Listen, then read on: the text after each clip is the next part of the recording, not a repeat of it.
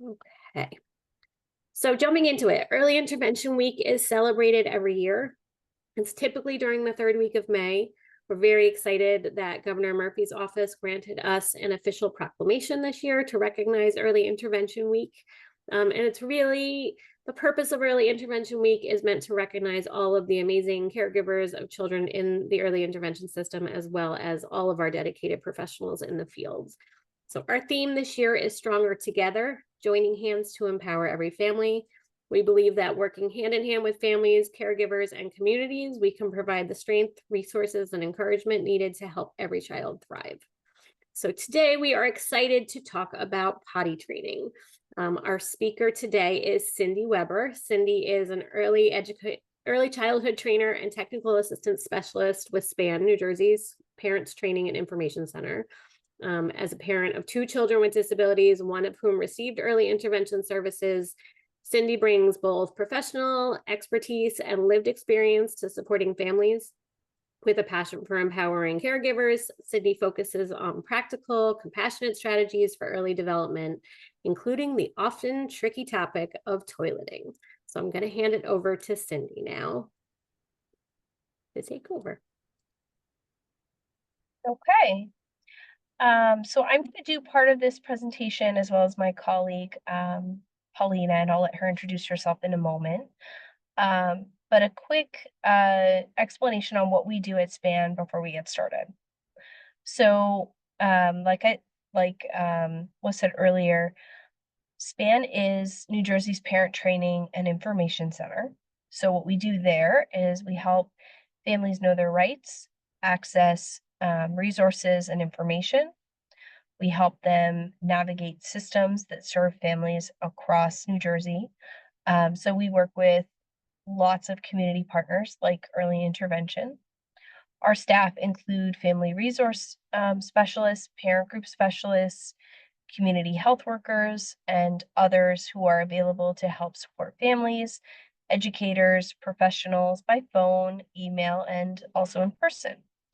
I invite you to call our warm line, which is 1-800-654-7726 if you feel like you might need individual assistance or support. And to know more about our resources, please visit our website at spanadvocacy.org. And those resources will also be sent to you following this presentation. Can we go to the next slide?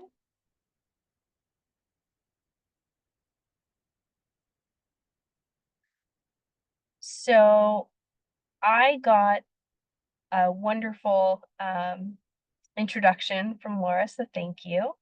And again, my name is Cindy. I have 2 children. One received early intervention, one did not, but they both do have disabilities, and we did have to approach the topic of toilet training very differently with each child. So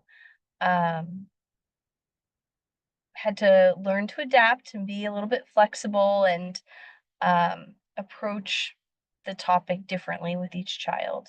So we'll talk a little bit about that today, but I want to give my colleague Paulina a moment to introduce herself. Thank you, Cindy. Thank you, Early Intervention, to have us here today. My name is Paulina Vargas, and as well as Cindy, I am also a bilingual trainer and TA specialist in the project with New Jersey Inclusive Childcare Project for SPAN, the Parent Advocacy Network. I also have 2 children that benefit from early intervention. My oldest one, who's now 25 years old. Yes, that's how old I am. And my youngest daughter, who just turned 8 over the weekend, and she has Down syndrome. So I also come with a personal experience in regards to how to support children with disabilities in regards to potty training. So I am going to pass to Cindy. We're going to start the presentation. Thank you. Great. Thanks, Paulina. And I just want to quickly let you guys know that the presentation slides that you got and the video, our contact information is on there. So if you feel like you might need to reach out for any reason, please feel free to do that. So like Paulina mentioned just a moment ago, we're part of one of many projects at SPAN, the New Jersey Inclusive Childcare Project. It's been around at SPAN for quite a while. Our project serves the needs of childcare and education professionals in their efforts to include children with developmental concerns. The project provides technical assistance and training to support inclusion in center-based care, in Head Start programs, family child care before and after school, and summer camps. And again, if you have any questions, you can reach our project directly at childcare@spanadvocacy.org or the same contact information we just spoke about. So let's get started.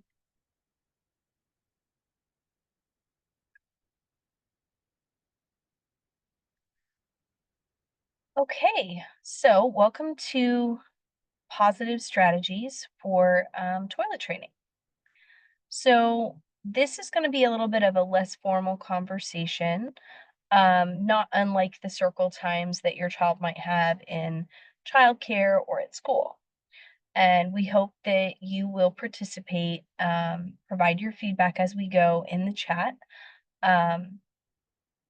These sessions are designed to offer helpful resources for both you and your child in school and at home in a childcare setting, wherever they are.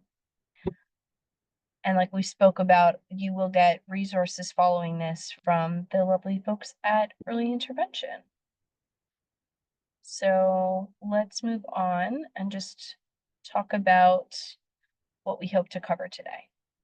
So we're going to go over how to identify when your child is developmentally ready for toilet training and what to do if there are developmental concerns, because children are not universally ready at some magic age. We don't just see a light switch and, oh, they've turned, whatever age your friend's child has, so they must definitely be ready. That's just not how it is sometimes. So we're going to review positive parenting strategies to use when introducing toilet training to your child. And we're going to explore some helpful resources for supporting your child to learn those skills. So most importantly, I would say that every child is different and there's a range of normal for both typically developing children as well as children that have identified delays. So what might some of those indicators look like? So when we think about dry for 2 hours at a time, so when we're thinking about their diapers, this shows that the child is capable of holding their urine, which is not something that happens right away. That they know the difference between wet and dry. And so this shows that a child understands the concept of being wet versus being dry so that they can communicate that. And that how they communicate that can be very different based on the child's developmental capabilities. So being able to pull their pants up or down, or that they're wearing some kind of clothing that accommodates for that. Again, when we're thinking about our EI population, are they able to complete that task, regardless of what that looks like with support? Motor skills to leave what they're doing quickly and prepare to go to the bathroom, whether that's pulling down their pants or lifting up a dress or whatever they're wearing. That they want to learn, because this should not seem as though it's punishment. And that they notify their parent when they are about to have a bowel movement.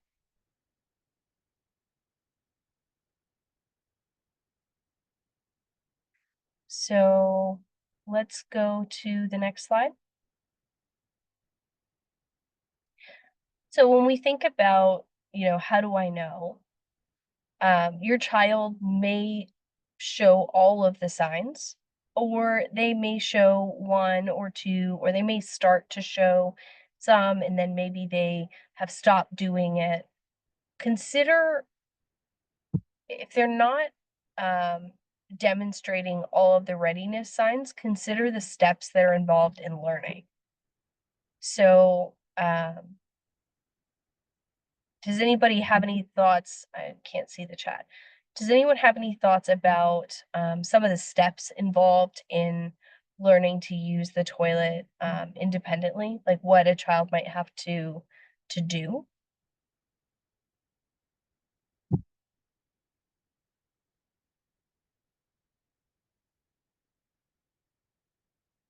Or anything? No. So we might think about things like understanding the difference between wet and dry. If they aren't able to articulate when they're wet, if they're not able to say, I'm wet, or they're not able to say that they've had a bowel movement, regardless of what that is, whether it's a verbal, they're telling you verbally, or they're signing something, or they're using a talker, regardless of what that looks like. If they're not able to communicate that, it may be time to look at targeting that specific skill so that they're able to communicate that. Being able to dress or undress themselves. And so this might be when you might want to consider what your child is wearing, and is it toilet training friendly. There's some absolutely adorable toddler and preschool clothing with buttons and zippers, and they look like shrunken down versions of grown-up clothing. But if your child is just starting to master those skills, or is having trouble with buttons and zippers and more complicated clothing, then that might be a barrier for them to be able to get to the toilet and go before they have an accident. Being able to disengage from play and go, knowing that regardless of what they're playing with, whether it's, cars or blocks or dolls, being able to stop that play in time to go to the bathroom and then return. So in the materials that you'll get after this, there's a checklist that will go through some of these things. If you find that if you're looking at this checklist and you find you have a concern about what your child's able to do versus what they're not able to do, this might be a good opportunity to circle back with your child's pediatrician and have a conversation about that, or to have a conversation with your child's EI staff, depending on what services they're receiving.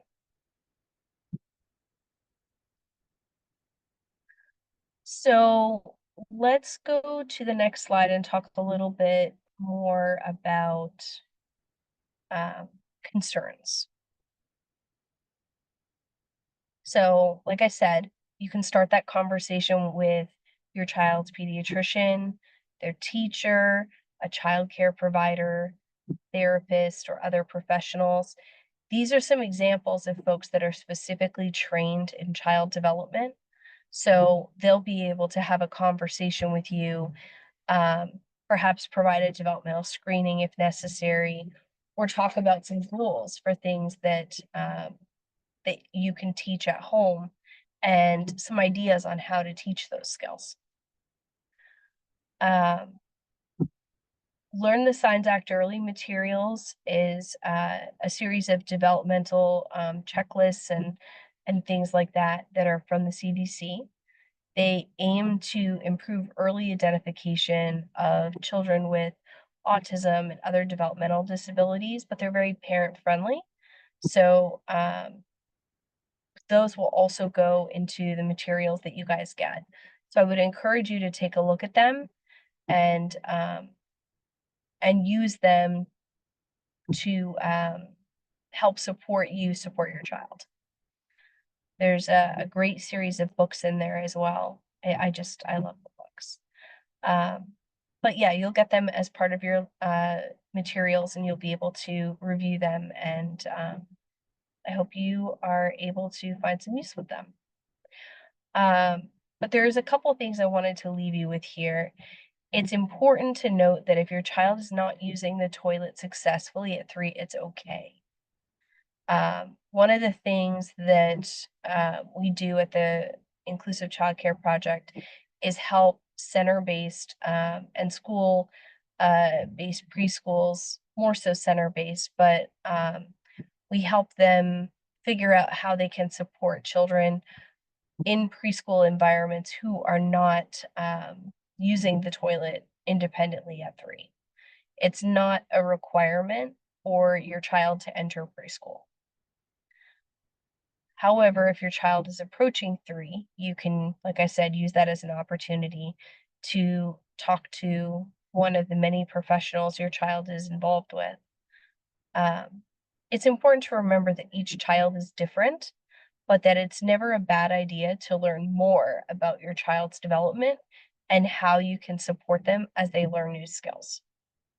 So when you think about materials like the Learn the Signs Act Early, materials from the CDC, you think about things like developmental screenings, they're all designed to give you more information about your child's development. They're all designed to support you to support your child. So learning more about their development and how you can support them is not a bad idea. More information, more data is not a bad idea.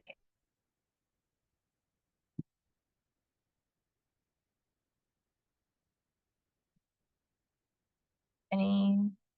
Oh, okay, that's Paulina, I think. So if anyone has any questions or comments, and they put them in the chat, I can't see them, so if someone could just let me know, that I'd appreciate it. So when going back to some of the barriers for when a child might be ready, how can you teach readiness? So thinking about what those goals might look like and teaching the specific skills that your child might need a little extra support with. So things like wet and dry, teaching those words and their meanings intentionally. So whether that's through washing your hands are wet, water is wet. You dry your hands, you're dry, your hands are dry.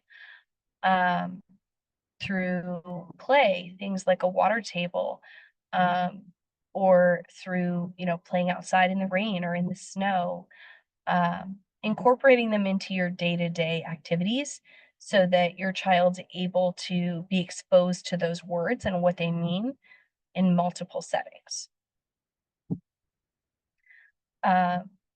Dressing and undressing. So want to think about what the clothing is that you're selecting for your child, especially while they're just starting to learn these skills, right? You want to make sure that it can come off or, be removed at least partially as easily as possible, because lots of children struggle with giving themselves enough time to end one activity and get to the bathroom before an accident happens.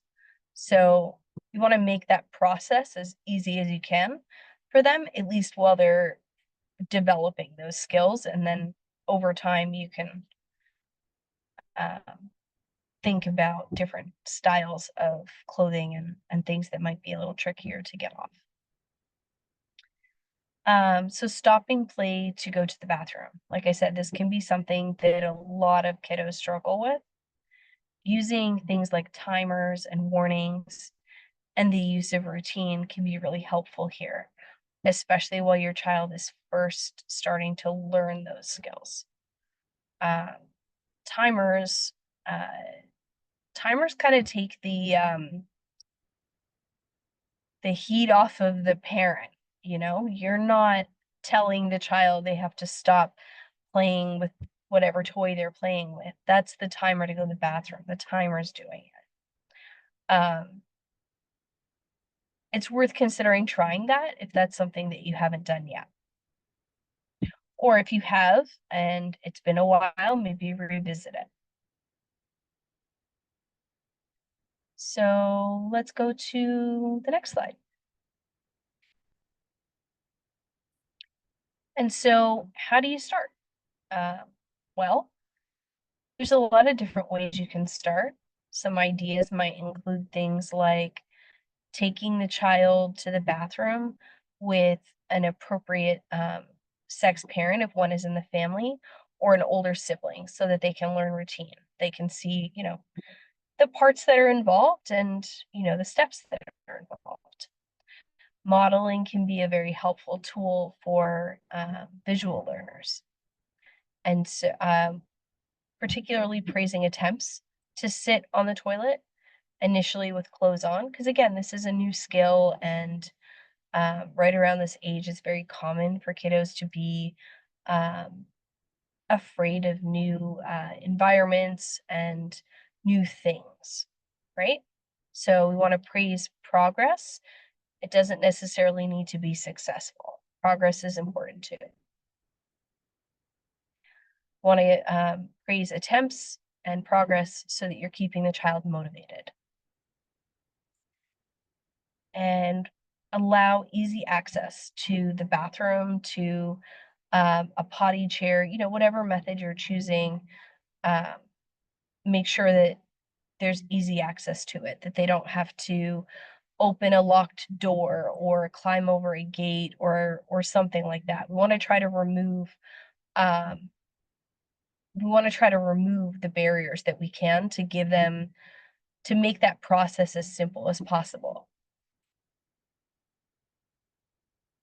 It's a challenging skill to master, and it might take some time for the child to learn exactly how much time they need so that they don't have an accident.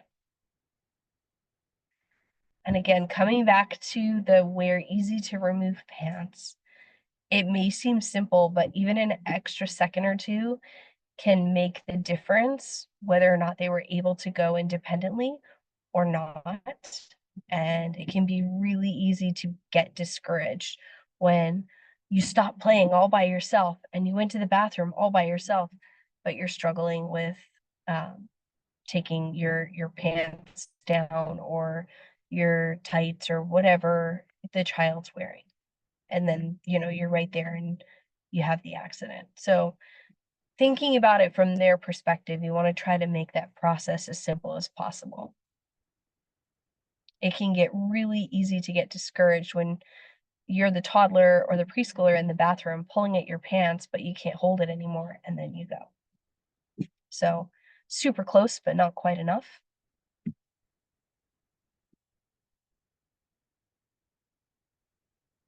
And so let's go to the next slide.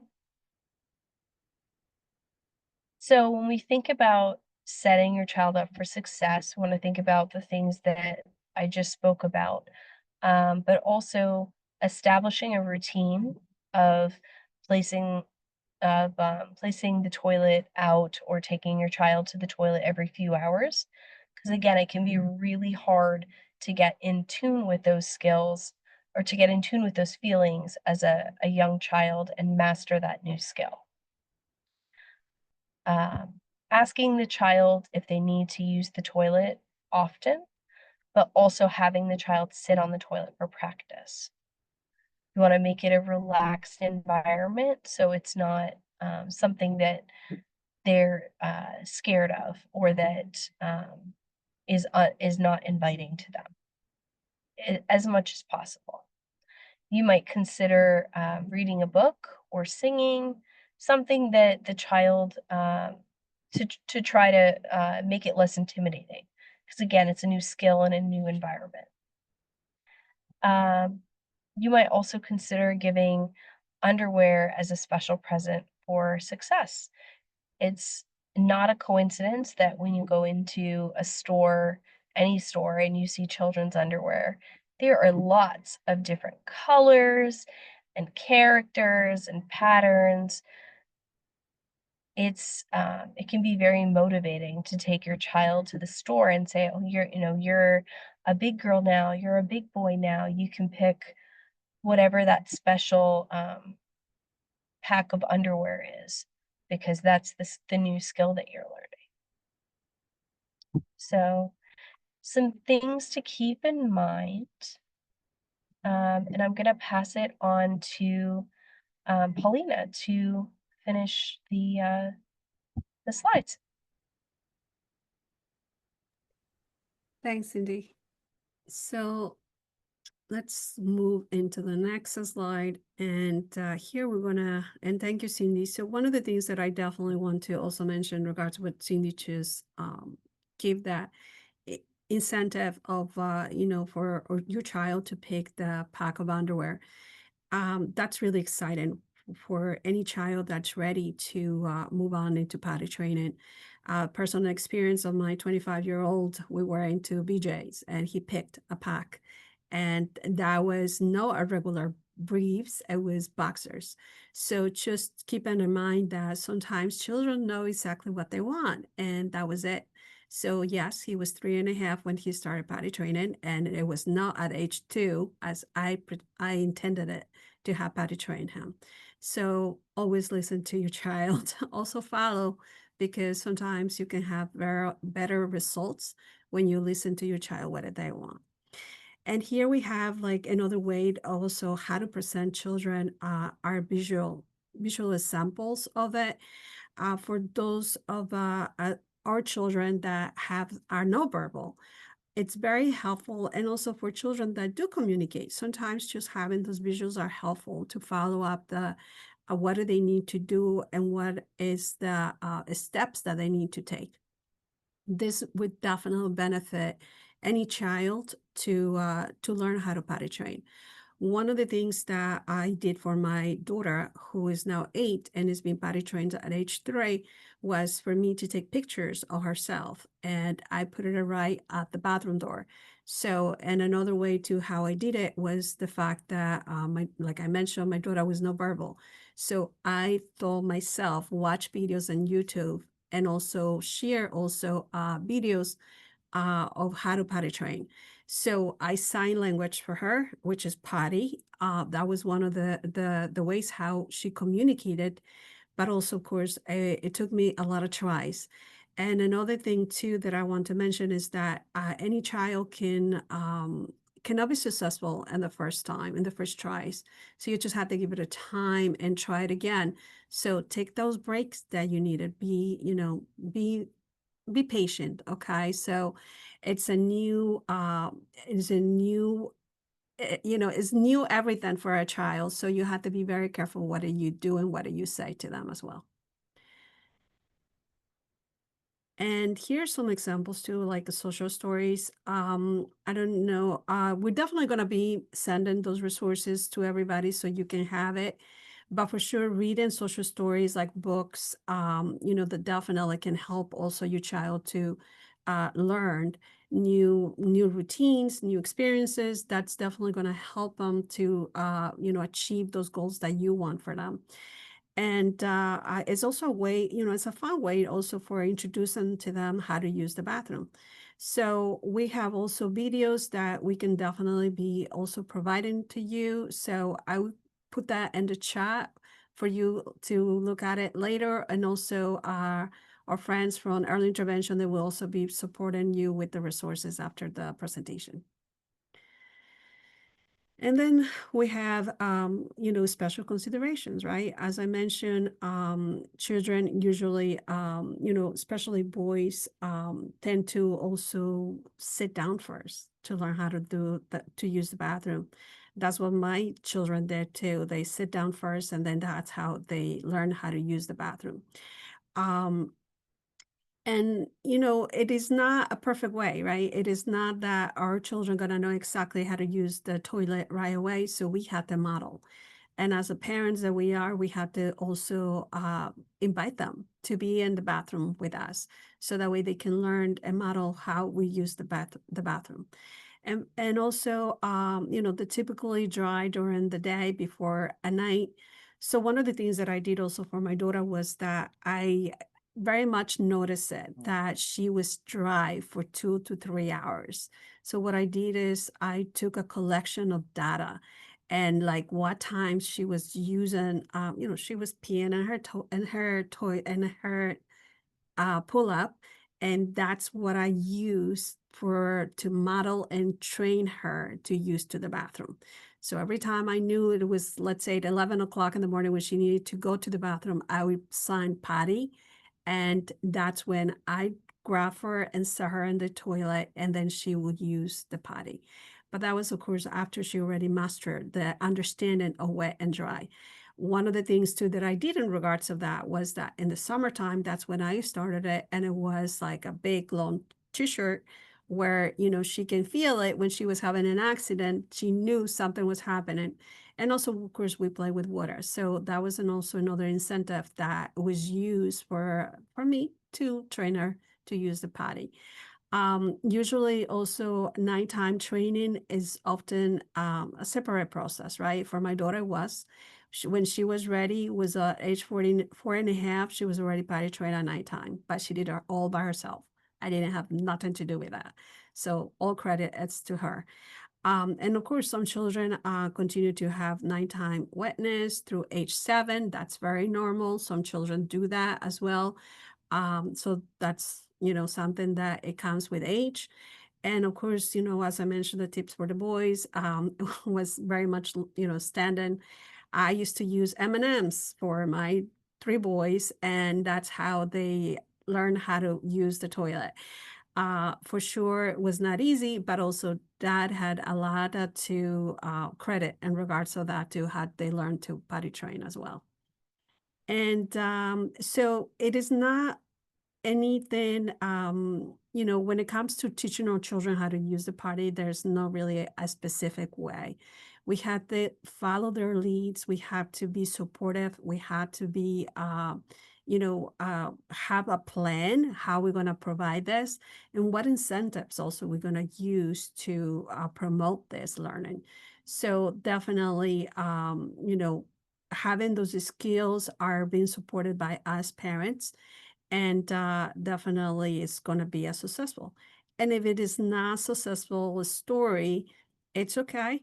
Once again, please remind you that everything will come with time and practice.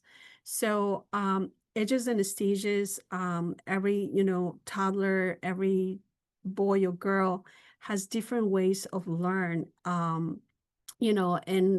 And let's be honest. I mean, like, even for us to learn something new, like technology takes a while.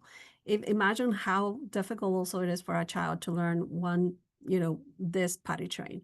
So, and for children that are no verbal, definitely use this AAC device, which is going to be very helpful. And if it doesn't have the vocabulary that's needed to request the potty train, I request the speech therapist to add, the buttons for communication. And also, I will encourage you also to watch and learn sign language, because that also helped me to train my daughter for sign language, and also for request the potty train. One of the things that I always also share in this kind of presentation is that one of the things that I wanted my daughter to learn was the word potty, right? And because she couldn't pronounce potty, and it was a very difficult word, I actually improvised with the Spanish word, which is caca, which is, very much similar to what it is in English. So that was a word that she is, until today, she still uses it to request to go on to the party. So having those special considerations, always have the pediatrician, the developmental pediatrician, also make sure that the GI doctors involved in this. If you have difficulties, we want to make sure that there's clear, no issues in regards to potty training your child. And here we're going to talk about the barriers of the toilet training, which I already mentioned. Some of the barriers is communication, sensory, adhering to schedule, manner, planning, and regression.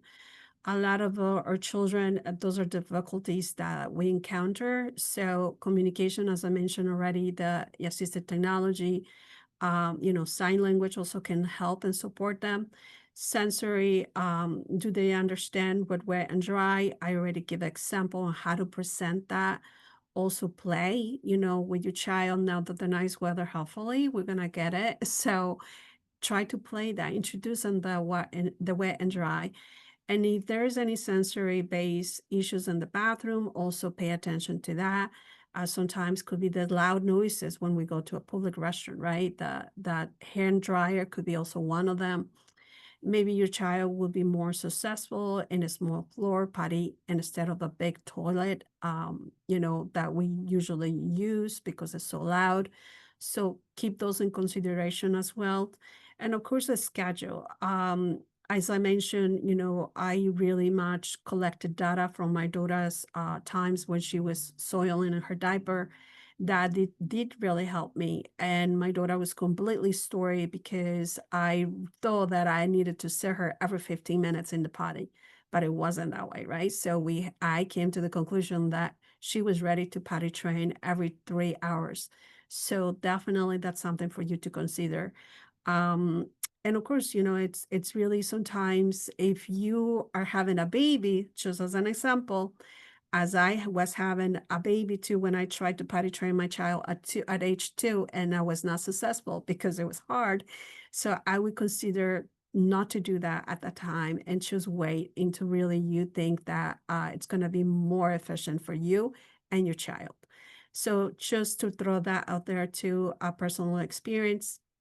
And of course, the motor planning, that's one of the also, what do we mean by this? A motor planning is a term used to describe organizing a task in steps.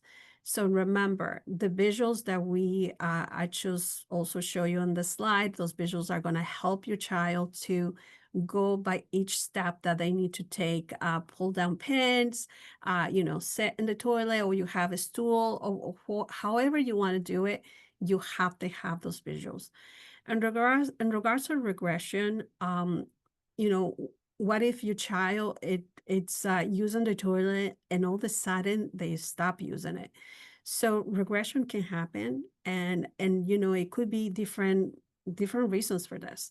And of course, it's a concern for us as parents, right? So, but definitely, as I mentioned, follow up with the pediatrician, making sure that there's no physical causes of it, anything going on medically. For sure, once that's cleared, you can definitely revisit again and see what's going on with your child and what is the regression. So this could be also like a life event. It could be maybe a new baby in the house. It could be a divorce. It could be a new school, new teacher, so on. So keep those those events in consideration. That could be the reason to why your child is regressing. Okay, but once again, talk to your child if you can.